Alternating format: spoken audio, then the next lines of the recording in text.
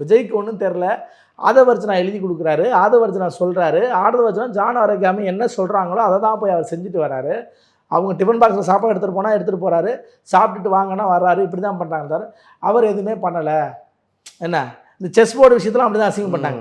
அது பிரேக்லாம் பிரக்யானந்தா ஒரு விஷயத்தை சொல்றாரு, ஆதவர்ஜனா இன்னொரு விஷயத்தை சொல்றாரு. இவர் ஆதவர்ஜனா என்ன சொன்னார், அமைச்சர் மாற்றி மாற்றி பேசக்கூடாது, விளையாட்டுத்துறை அமைச்சர் இல்லை அமைச்சர் மாற்றி மாற்றி பேசக்கூடாது. அவர் தான் அதை செய்கிறாருங்கும் போது அதை சரியாக செஞ்சிடணும். அப்போ அது செய்யாமல் விட்டது யாருடைய தப்பு?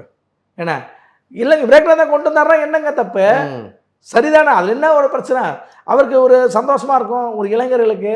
அப்போ அது போல் இது போல் ஆதவர்ஜனா நிறைய விஷயங்கள் செய்யறது இருக்குல்ல, செய்வதும் பேசுவதும். முதலமைச்சருக்கு திறமை இல்லைன்னு மக்கள் பார்க்க ஆரம்பிச்சிருவாங்க. அப்போ பார்க்க நீங்கள் வெறும் ஆடியன்ஸ் ஓட்டை வாங்க மட்டுமே முடியாதுங்க. இந்த தேர்தலும் ஆடியன்ஸ் ஓட்டை மட்டும் உழலைங்க. ஆடியன்ஸ் ஓட்டு உழலைங்கிறதுக்கான ப்ரூஃபே நான் என்ன சொல்கிறேன்னா, தபால் வாக்குகள் தாவேக்கா வாங்குச்சா வாங்கலையா? நல்ல ஓட்டு வாங்குச்சு.